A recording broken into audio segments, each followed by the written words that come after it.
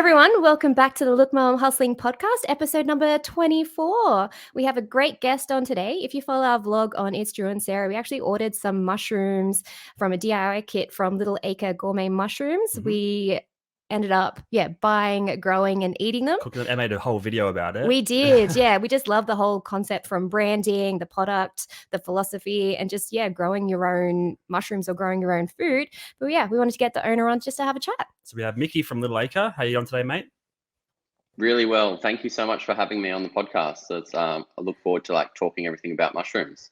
Yeah. We're interested to hear about everything about it because obviously being just general day-to-day consumers, you just go to the shops and you buy your normal sort of button mushrooms. You don't have that much experience delving into different varieties and stuff. So we're going to touch on all things mushroom, running a small business, branding, pretty much going to dive into all of it today. So pretty excited. So do you want to maybe just kick us off and tell us a bit about yourself and about Little Acre Gourmet Mushrooms? Absolutely. Yeah. I used to be that person who used to go to the shops and buy the button mushrooms. So it's a weird scenario these days where our lives are just all consuming about mushrooms, but we lived a life which was nothing to do with mushrooms. But yeah, Little Acre is founded by myself and my wife and Amy, and we built it just from the ground up. And it's been going for around 4 to 5 years now. And we started Little Acre just simply we were just living our lives. And I was in the business space and Amy was a graphic designer in marketing. And we got given a mushroom grow kit and as a gift. And we saw it, got it, started playing around with it. And we grew these gourmet mushrooms from a kit, just like the kits that we now sell. And we were fascinated by it. And I just thought, how did they get something like a living organism inside a box? How did that happen? And so we started researching it and looking it up, and it just became really fascinated in the whole world of mycology, which is the study of fungi and mushrooms. Yep. And I was working in the city, mentoring small businesses at the time.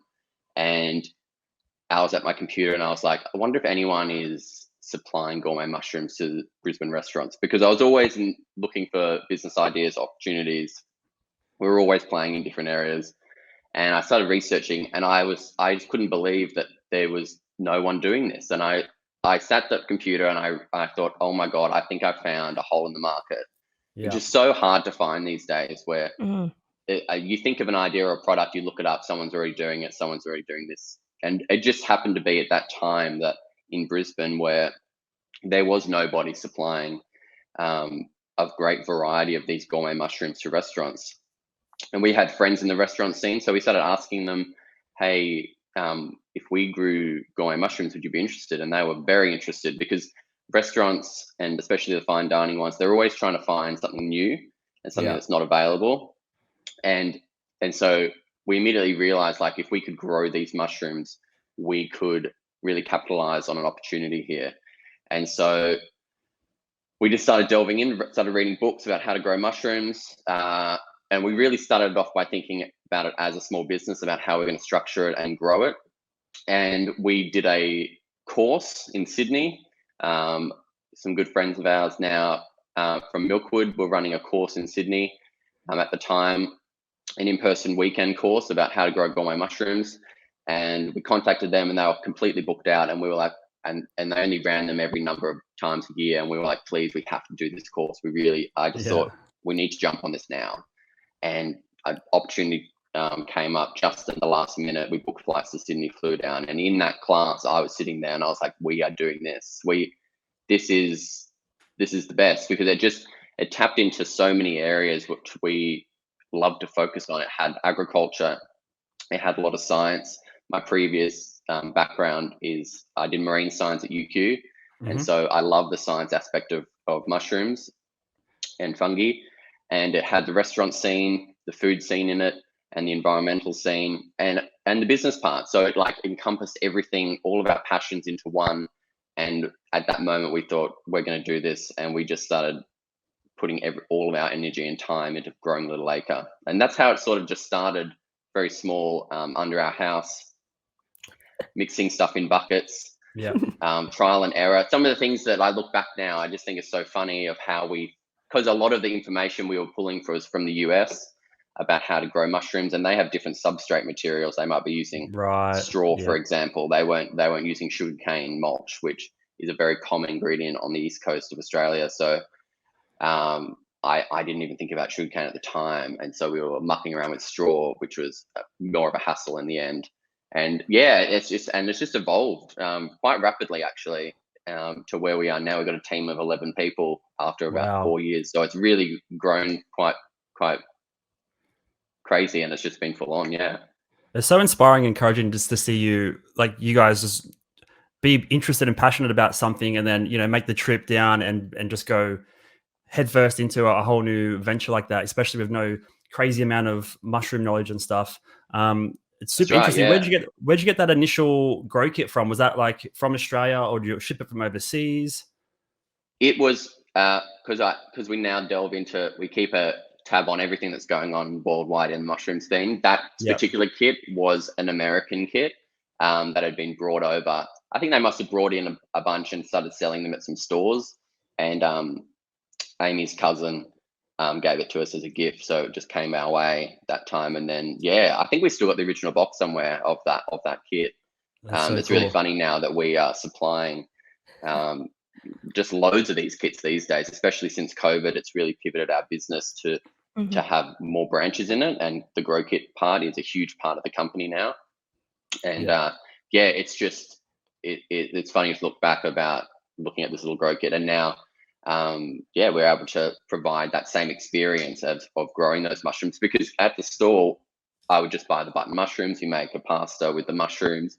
You just live your life. You just go, that's mushrooms. But if you've never tried other mushrooms, you don't realize what you're missing out on. And I remember us growing those mushrooms and cooking them up, and then I was just like, oh my god, this is like a completely different taste experience. And my partner, she's leans more to the vegetarian side, but I do like meat. And I remember when we cooked these mushrooms, I was like, you know what, if we just had a variety of different mushrooms, I definitely could reduce my intake massively, because they just filled another gap. They're just completely not like the button mushrooms, because they're just grown in a different way and a different type of fungi. And it's that sort of experience that now we can provide others by letting them grow all these weird and wonderful gourmet mushrooms at home, and hopefully that takes them down like a food route or a small business route, or just being able to grow more for themselves and experience what there is to offer. Yeah, it's so interesting. All the mushrooms, like you said, they're all so different in texture and flavor and stuff. Even the 3 types that we got from you guys were all so different. It's our first time cooking and trying lion's mane, which we've heard a little bit about online. Yeah. Why did you choose the species that you're growing? Is it just due to reliability and that they're going to perform in most households in most conditions? What's the reasoning behind choosing the specifics of the species that you cultivate? Yeah, so that's exactly it. So we grow around a dozen different varieties here on the farm, and most of them are different species. And some of them are extremely finicky, and they need high humidity, lower temperatures, and even for experienced growers, you can have ups and downs with them. So the grow kits, we really had to try and make them bulletproof, because we do send them around the country. They're grown from far north Queensland all the way to southern Australia, so they're experiencing a wide range of conditions.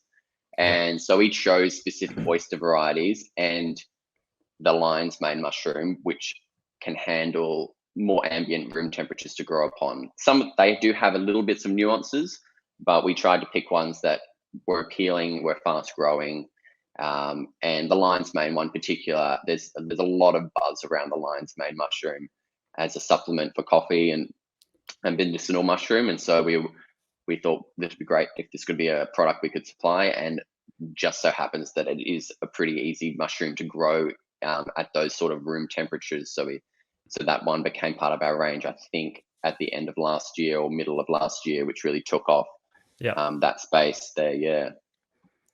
Yeah, I was so surprised how tasty the lion's mane one. We made it into crab cakes, because we're both plant-based as well. Nice. So yeah, so it was just amazing, just how much flavor you could actually get out of it. And we mixed it in with some breadcrumbs and end up just tasting like a little chicken schnitzel patty kind of thing. It was amazing. Really, really nice. It was super yum. And yeah, we've also noticed the space with supplements, with the teas, the coffees, all that kind of thing. We noticed that you did a collab with a gin company, which was cool. Have you got or do you have any plans going into that supplement space or anything like that in the future? And stuff, Yeah, we get asked that a lot. In terms of we love doing collaborations. We did a beer collaboration with Newstead Brewery a few years ago, making a Lion's Mane beer, and we've only got a couple of cans of that left now, which was great. Anything to get into like that sort of scene, I love that. And then the gin, they used the pink oyster mushrooms in their distill, and it gave it a bit of a savory note through the gin, which is great. So we love doing like collaborations. In terms of the medicinal powders, there's just such a vast variety of ways you can go in the mushroom space. There's just so many avenues. And so really putting on our business hats, I guess, we really had to be like, hey, we've got to focus on very specific areas here. Otherwise, we're going to dilute ourselves. And so we have focused on 3 main areas, which we're trying to stick to, which is the fresh mushroom supply, the grow kits, and letting people grow at home, and the education. So we don't have any plans at this space to go into medicinal space. There's a number of companies which are doing a great job in that area, and I feel like we're going on a different route. But yeah, that's so good. I did have a question here. Where was it? Oh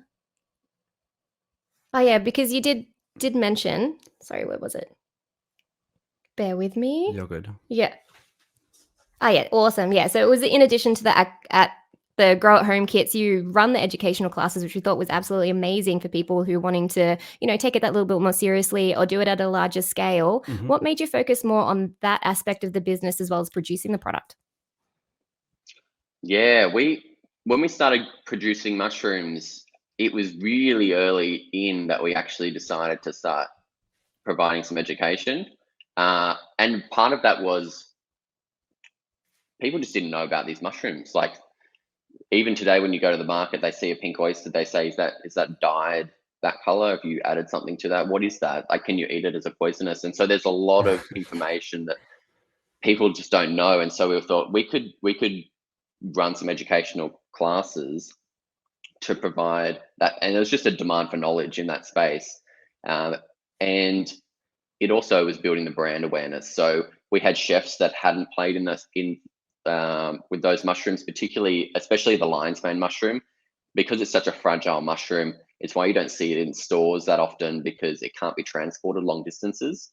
So the chefs really had never come across it. They'd heard of it, but they hadn't ever used it. And so there was a demand from both people coming to us at the market store, which is how we first started, and also chefs. So when we first started the educational class, we had a great variety of people in there, from businesses that we supplied through to people that we used to sell to at the market. And we just love to share that knowledge. And it was just like another gap in the market in that space of providing a really great class up in Brisbane where there was not that opportunity. And so when we started running those courses, they became super popular, and now we keep running them. I think we run them around about every 2 months at the moment, and then we've ended up developing an online version. As soon as COVID happened, we pivoted and we spent like 6 weeks just all day and all night just filming and editing and just producing this online course ourselves so that we could get it out there, that we always wanted to do, but when COVID happened, it sort of pushed us to make it happen. And so we're really happy about how we've done that. But yeah, it's just providing that knowledge, and so that others can grow at home, because mushrooms are an amazing product where you've got your vegetable garden, you're growing your vegetables, your seeds, and mushrooms can be a part of that. And they grow on agricultural waste products, and using some really easy techniques, you can grow a huge variety of, especially oyster mushrooms, at home for very little cost. And so showing people that gives us great joy, and see where people take that. Yeah, you mentioned education, and obviously been pretty tumultuous a couple of years with COVID and everything. Why do you think it's so important for people to start thinking about growing their own food? Like you said, you grow a veggie garden.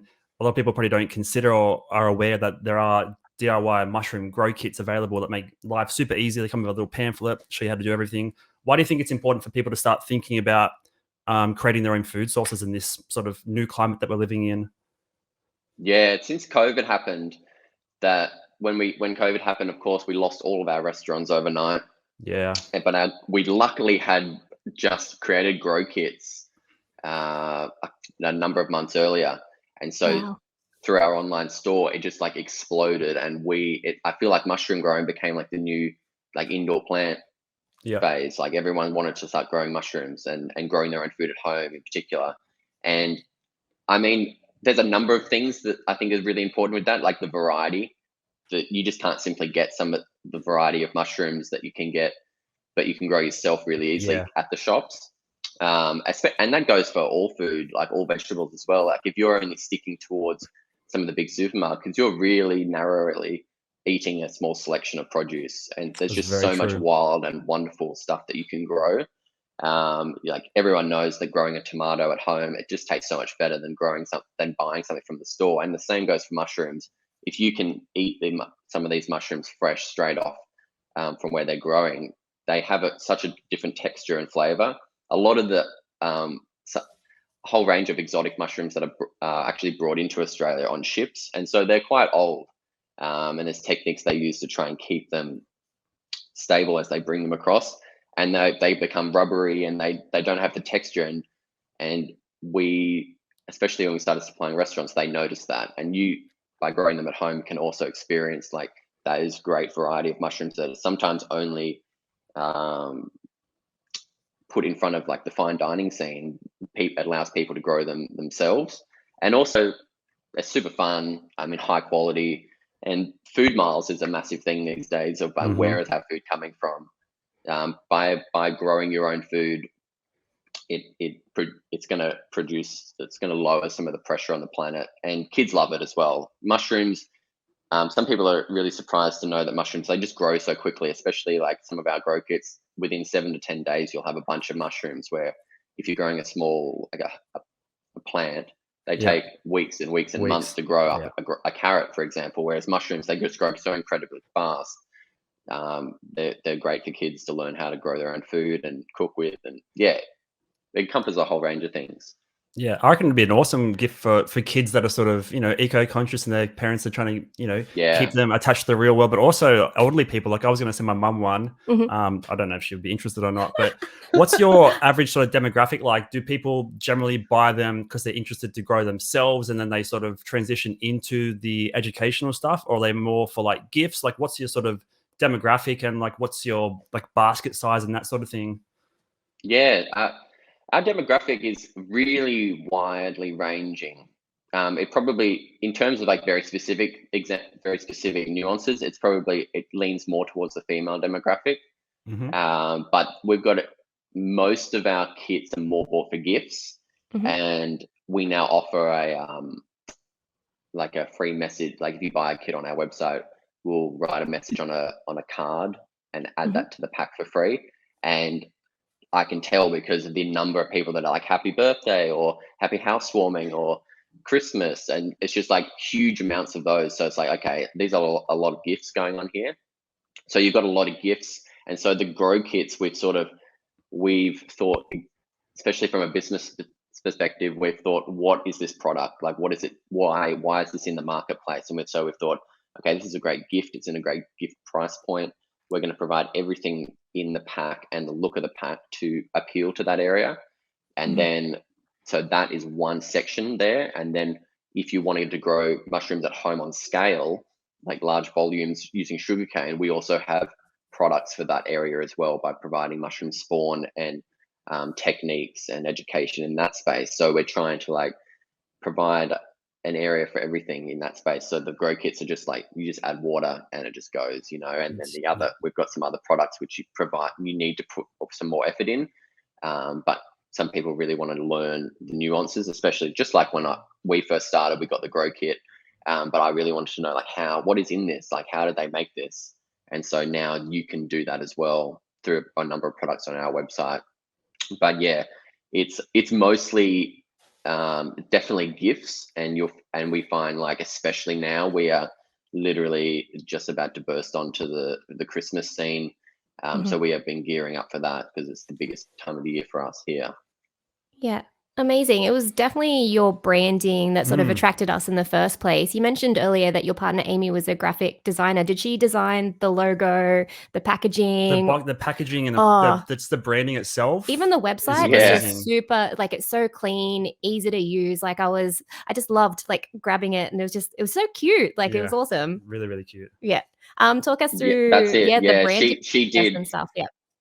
Yeah, Amy's super proud of the logo. It's amazing. I drew like a really badly drawn image, just like two mushrooms, like little smiley mushrooms, and like Little Acre. And I said turn that into something that's amazing. Yeah. And she did, and she made the logo. Yeah, she said it's the best logo she's ever made.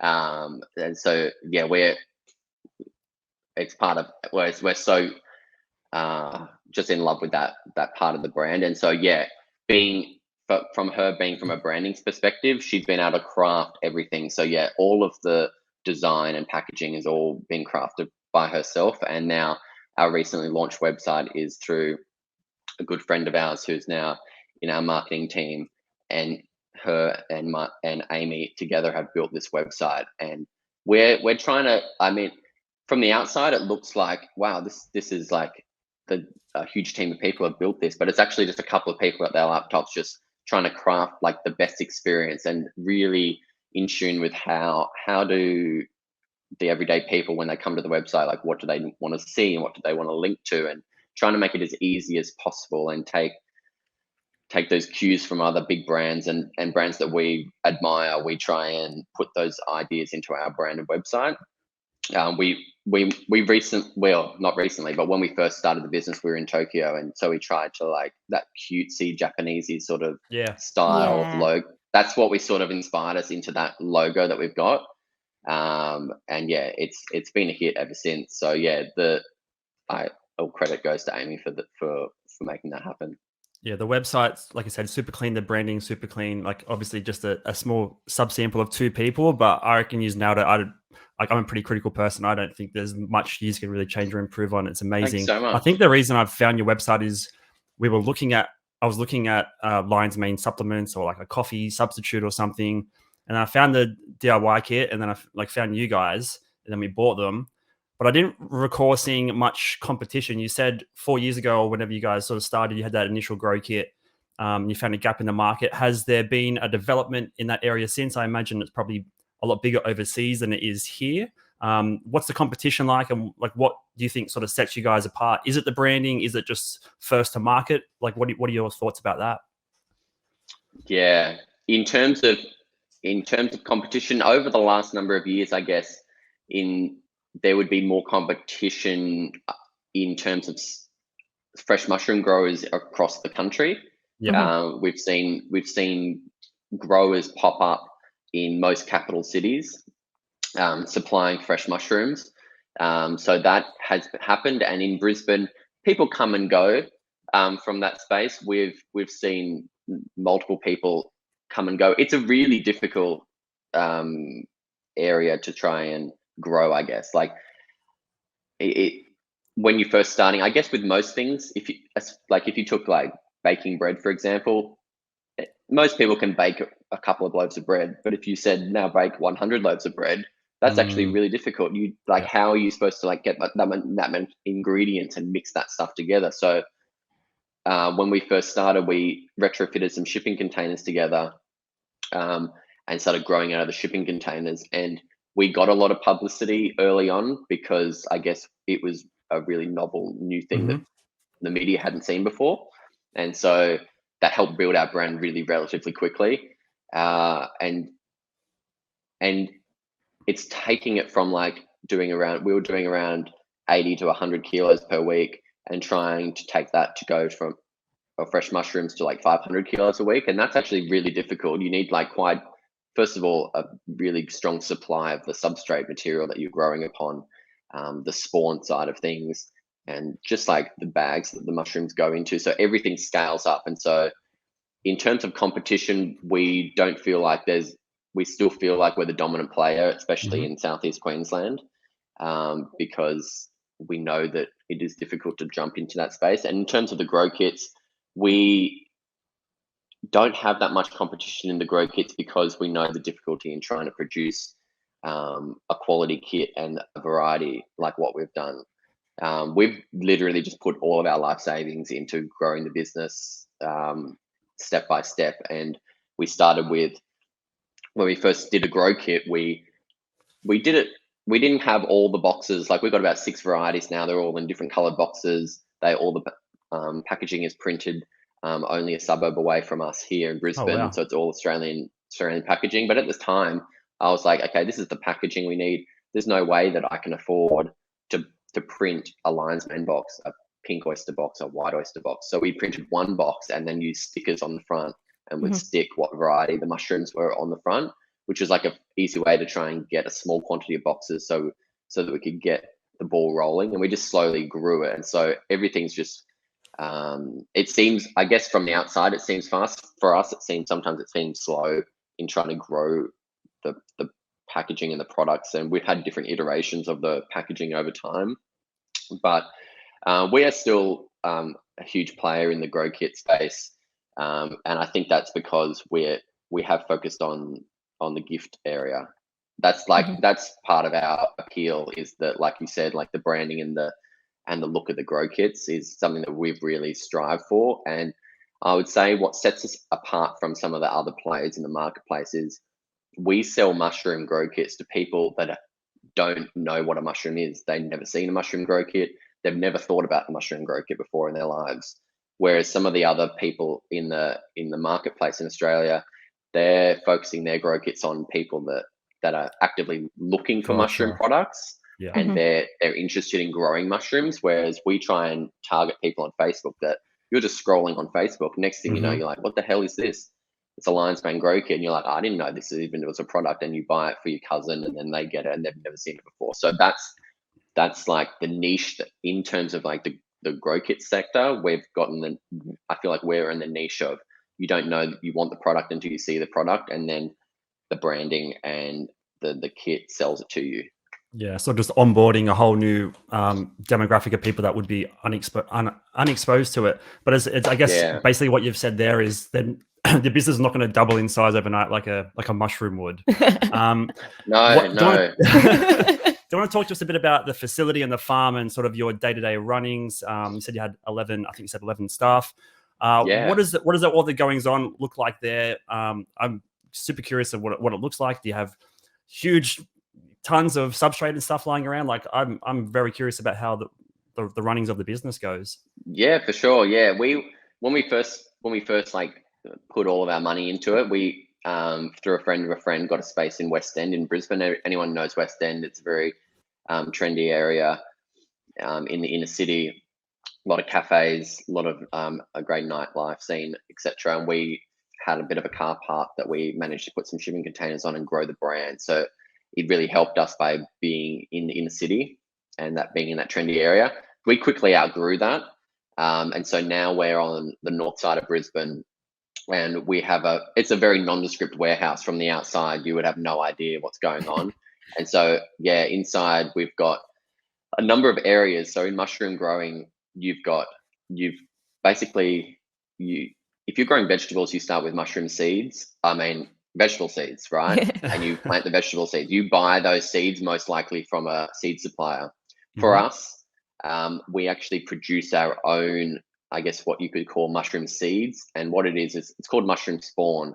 And it's made of, so for people that have never heard of this concept, it sounds a bit weird, but basically what it is we use grains and we sterilize grains under high temperature and heat to sterilize them completely. So they're completely void of any molds or bacteria or anything that's growing on this wheat grain.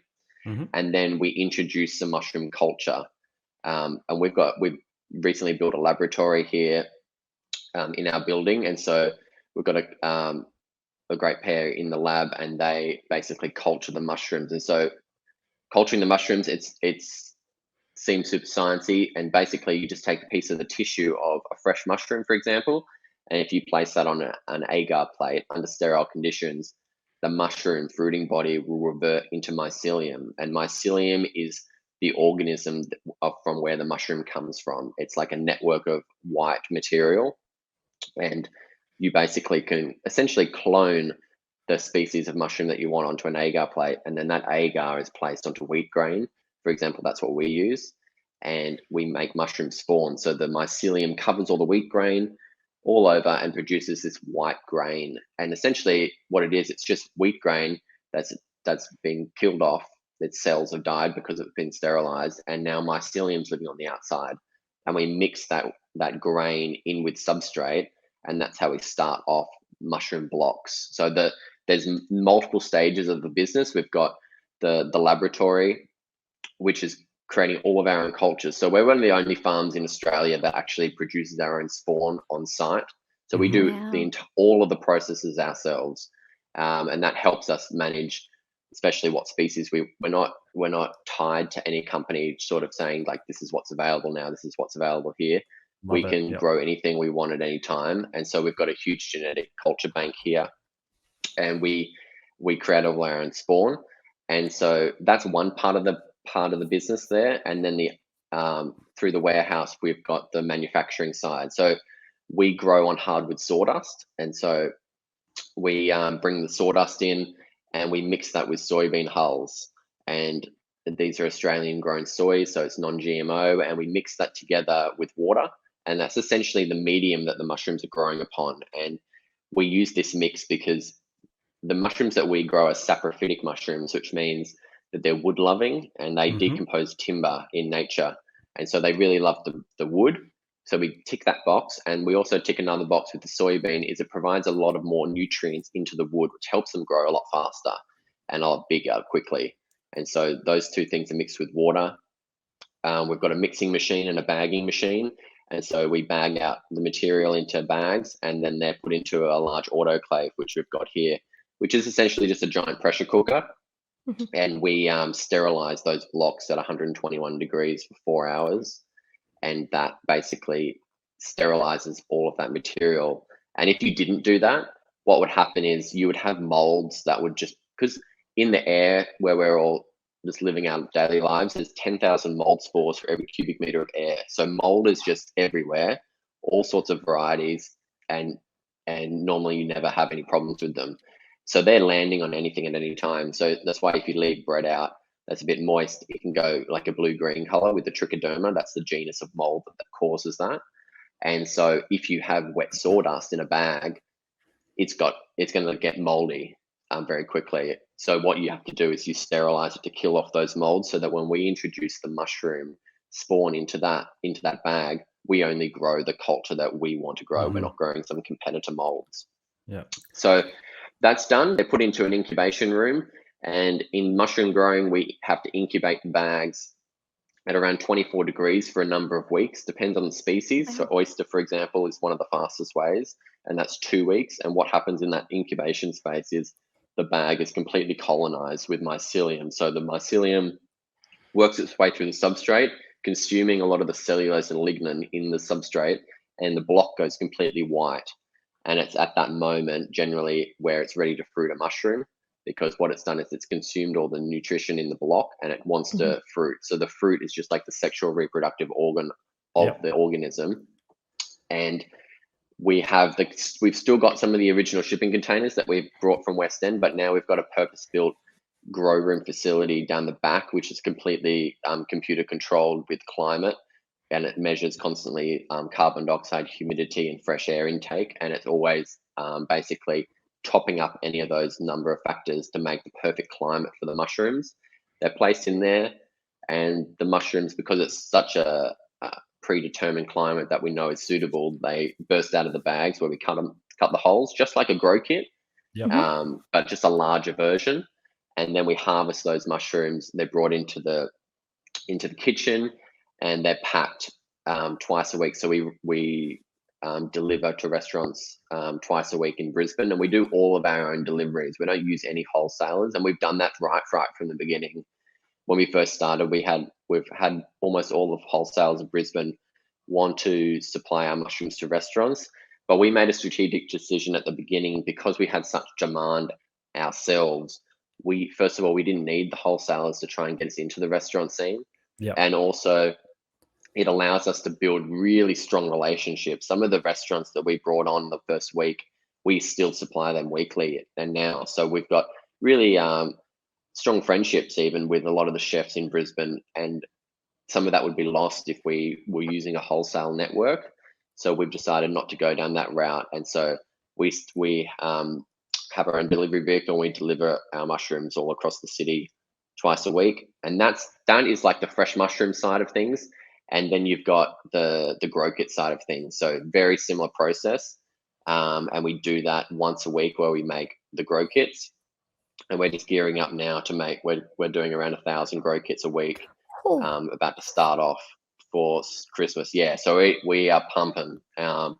So there's a lot of boxing up of grow kits each week.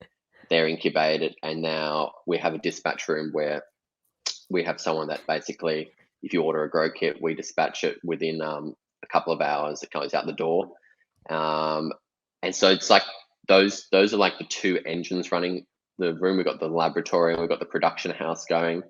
And then, you've got the e-commerce side of things. So it's an unusual business model, I guess, in terms of we're running a farm, essentially, is what you would call it, because we're providing produce, but we also run an e-commerce company on the side as well, and they're both large parts of the business. So it's managing both of those areas, and different people in the business sort of focus on different areas.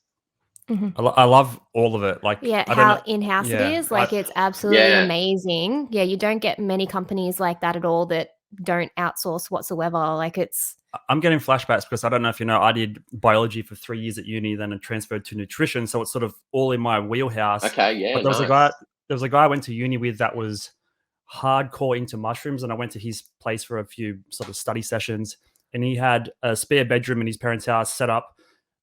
Agar plates everywhere, bags of substrate all over the place, and that's where I got introduced to it, and that was 2014. Yeah.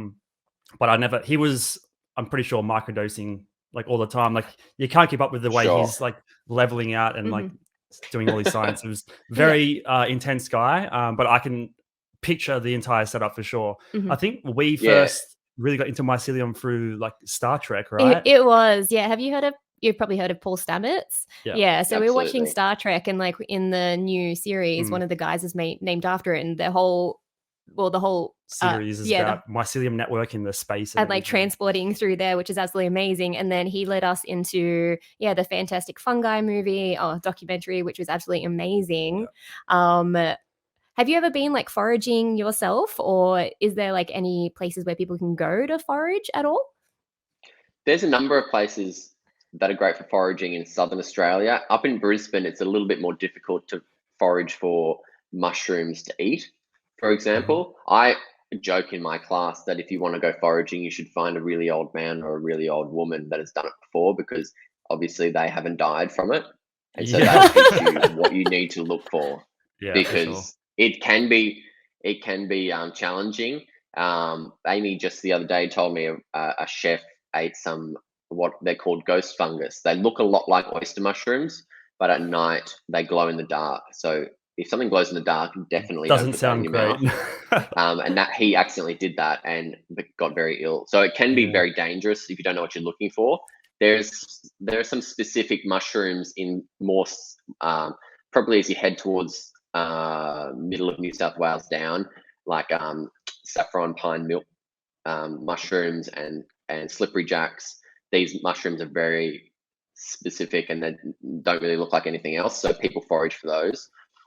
In Brisbane, the climate's just not that great for foraging for those types of mushrooms because it's so hot and dry here. It's either really cool and dry or really hot and wet, and mushrooms prefer a cool and wet environment. So they're not great, but in terms of looking for fungi to photograph, there's a great plethora of fungi up just behind Brisbane in some of the mountain ranges. You can find really wonderful fungi as you trek. And if we do that, if we get some time away and we do something like that, where the people on the walking trail walking along, like looking down and like people are just like, what are these two doing? Like, you're not, because most people just look forward and look at the birds, and we're like looking at the dirt the whole time. Very like, antisocial, looking at the ground. Yeah. And so we're those people that try and look for, but I mean, it's an amazing space, foraging for mushrooms and looking for weird and wonderful mushrooms in Queensland. We're lucky enough to have a mycological society in Brisbane. Not all cities have them, but some cities do, and you can basically go on forays with them, and they're made up of a lot of people that are from tertiary education that have retired now, and so they've got a lot of experience in looking for mushrooms and fungi and know what to ID, and so you can go on walks with those types of people, but we stick with the growing of them mostly. Sounds like you guys have your hands full of, obviously, just in the whole mushroom world. Are you guys into growing or learning about other things? Like, do you grow asparagus, or like, do you guys into any other sort of stuff like that on the side that you're potentially looking at in the future? We, apart from just like growing stuff to eat for ourselves, which I've been meaning to build, like I keep telling the staff here that we're building like these vegetable gardens out the back, like these raised veggie beds, and it's like never happening. And I feel like no one believes that will ever happen anymore because I just feel like we never get time to build these bloody beds. No, we don't have any plans on really going into anything other than mushrooms. There's some people if you dabble in mushrooms, you can dabble in microgreens because they're fast growing crop that you can grow indoors as well, which is true. But I mean, like you said, we're just like flat out on focusing on mushrooms. So, and we've become the mushroom people. So we're into mushrooms, but I can see the business getting like gigantic, just based on what you said, the branding, just the lack of sort of competitors, especially in the DIY kits. I can see it just only getting bigger. It's super, super impressive. And just I want to grow it at a bigger scale. The first thing I said, once we've harvested and cooked that first batch, I'm like, I want to set up some sort of small thing in the garage. Obviously it takes a lot of research and stuff, and which will come to you guys for the educational stuff, but you can rig up basic things. Like when we first did it in our house in Paddington, when we first started, we just put like a little greenhouse that you got from the hardware store like under the house, and I put like styrofoam on the outside of it to try and like insulate it, and then we pulled like portable aircon out of our bedroom to like cool the room down. And we were like growing all these crazy mushrooms in there, and like the real estate agent must have been like, what is going on in this house? Like it definitely looked like a drug den under the house. But it depends on like how crazy you get. Like when we first started, we were like just doing everything to try and make the mushrooms. But there's a lot of people that has like a really simple setup in their like laundry, or just to make basically a space where you've got nice fresh airflow, and you can provide some humidity, and it's cool, and you can grow like a nice amount of mushrooms in very small spaces. Yeah, so good. What advice would you give to someone who's looking to try to start their own, whether it's a food growing business or mushrooms, or even just like a small business in general? The business aspect, small, like, because there's like you said, there's all the supplements and stuff coming out now. I feel like just small business and in the health food space is only going to grow. What advice would you have coming from a small business sort of experience in the background and moving into like the food sort of world? What advice would you give to someone starting something new? Yeah, for sure. I mean, it's super exciting to run your own business, and definitely like I say to Amy, it's at least our life's not boring. It's very stressful to try, especially when having building more and more employees. You've got a lot of responsibility with people's livelihoods. But I would say when you're first starting out any small business, is you really want to find out like what is your why? Like, why do you exist in the marketplace? If you're just going to say, I just want to make bread and sell it, it's just like, but there's many people making bread and selling it. Like, what is your why? And if it sounds harsh, but I think if your why is because I want to make money, you will not succeed, because the problem is, if you're really focused on making money at the very, very beginning, it's going to be such a bumpy road for you as you grow your business. There's going to be massive dark times.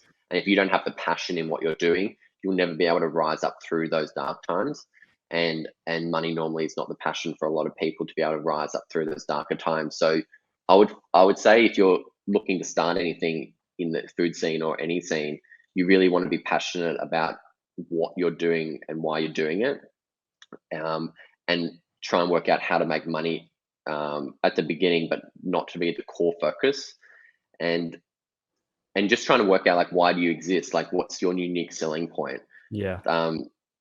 People look for like a USP, so a unique selling point, if in your product. And I mean, a lot of the major products, like in the shopping center, like in the foods area, they've got unique selling points of why they're also on the shelves next to another person. So you want to try and work out what your unique selling point is in your product and try and push that in a passionate way. And you've just got to put so much energy in. When we were first starting, if you're not working 24/7 in your business at the beginning, you're not working hard enough. You've got to be pumping it, because there's every single thing is coming down, is trying to squash you. Like everything is, and when you're such a small person, I mean, and we're not big by any means. Like if you're trying to get products, supplies, people are like, who are you? Like you're some kid like playing. Like Yeah. they don't take you seriously. Mhm. And so you've got to be pumping, and you've got to be passionate, and you've got to have like huge drive.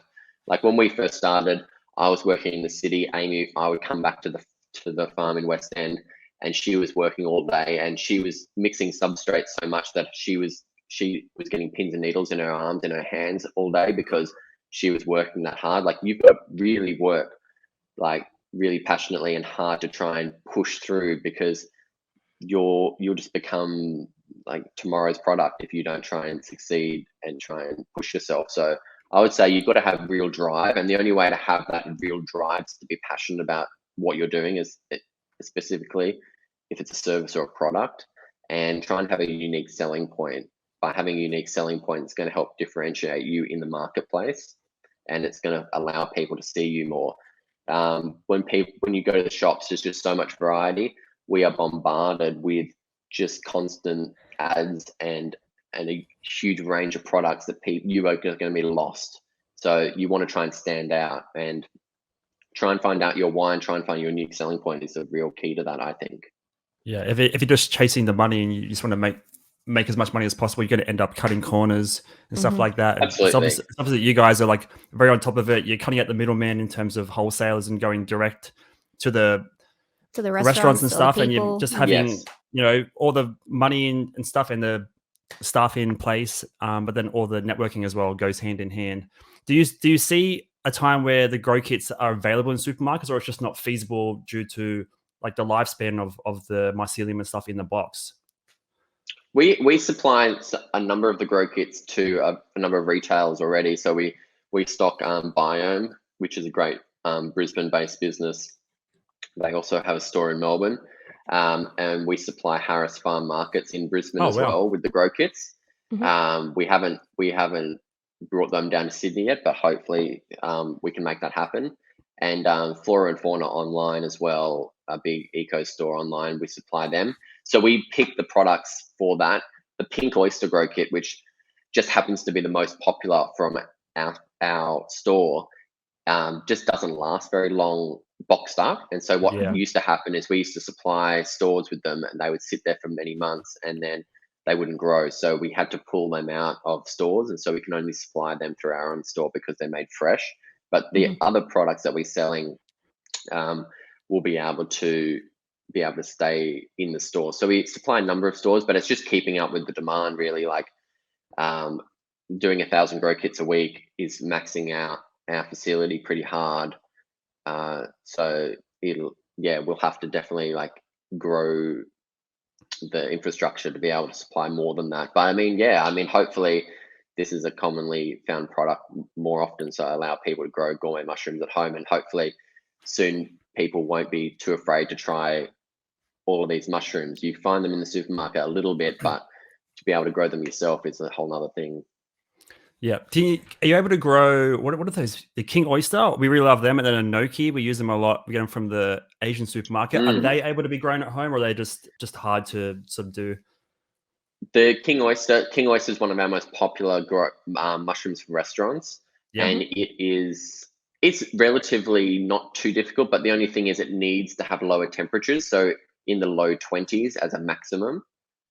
which is difficult in people's houses. So that's why we don't supply grow kit in that. Gotcha. But we do teach the technique to grow them. And then in cooler climates, you can grow them without much infrastructure in the cooler months.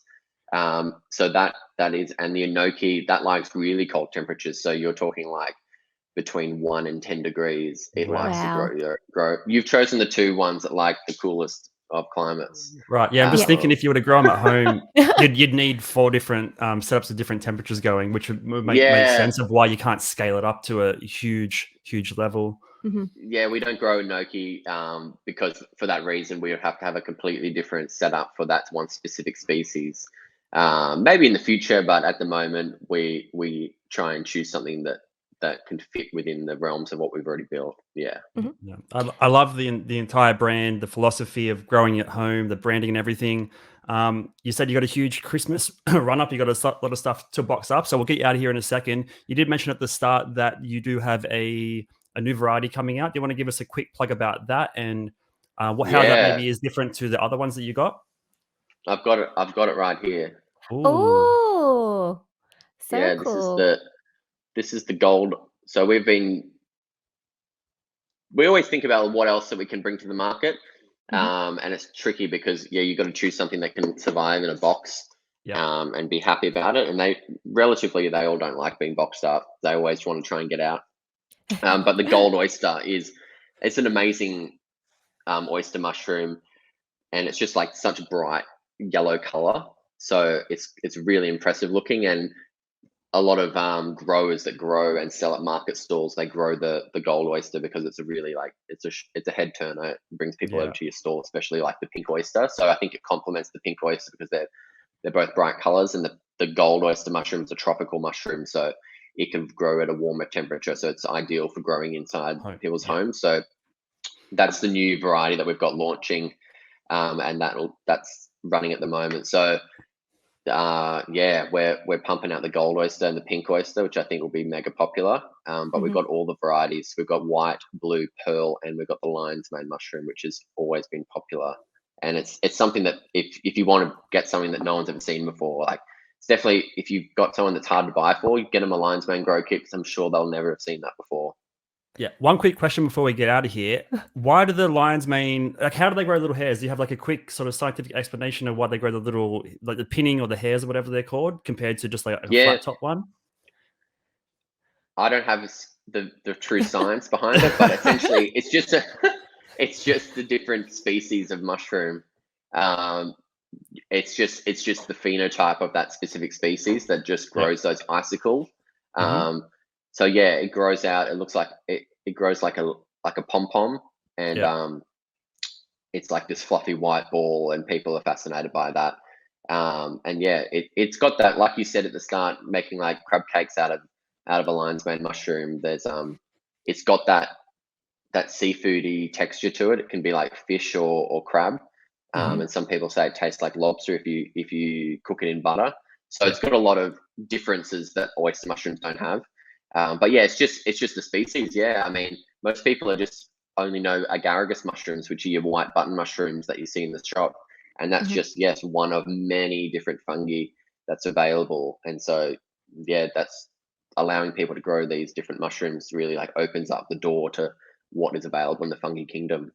Yeah, I would say anyone that's listening or watching and you're interested, head over to the Little Acre website, and I would say just try the lion's mane, go a bit exotic, try something you never tried before. Everyone's had oyster mushrooms. Obviously, the pink ones and stuff are a bit more vibrant and stuff, but try the lion's mane. It impressed us dramatically. Yeah, or even their new gold one. Oh, do you have any recipes at all for the new mushroom coming out? Well, ooh, good branding and recipe on the back here. Yeah. Perfect. So all the packs have the recipes on the back. The gold one, it's got a really nutty taste to it. And they're once you see them in person, they look amazing, but they're extremely fragile. So when you pick them off, even just handling them, they can start breaking up. So you'll never find these in the supermarket. But if you fry them up and get them really crispy and put them over a pasta, it's just like an alternative to like pine nuts. It's got an amazing texture and flavor. This nutty, crispy mushroom over pasta is perfect. So hungry All already. right, that's making me so hungry. All right, well, we'll get you out of here and get back to boxing up all the substrates and stuff. Thank you so much for taking your time out of your busy day. We honestly love the brand, love the entire concept. Been an absolute pleasure. Like this whole time I've just been like in awe of just listening to everything you say. I'm like, oh, it's so cool. Yeah, it's amazing. Even just like the business thank aspect and chasing your dreams and just going after it. Love everything you guys are doing. Yeah, love the hustle. Beautiful. Thanks so much, Drew and Sarah, for having me. It's been great to talk about everything mushrooms. Yeah, awesome. Yeah, everybody, don't forget to go follow Little Acre on Instagram. They've also got a Facebook as well. They even have a little YouTube channel. And yeah, go onto their website and just try one. That's all you have to really do is just give it a go. You can't lose. It's gonna be a new experience. You're gonna Google a new recipe to try, and it's they make it so easy, so simple. All the instructions are in there. Yeah, it's awesome. All right, thanks guys for listening to episode number 24 with Mickey from Little Acre. Don't forget, you can subscribe to the podcast on Apple Music or Apple Podcasts, rather, Spotify. That one. And the video version on YouTube if you want to see Mickey's beautiful face. Thank you guys so much for listening. We'll see you in the next episode. Thanks, everyone. Bye.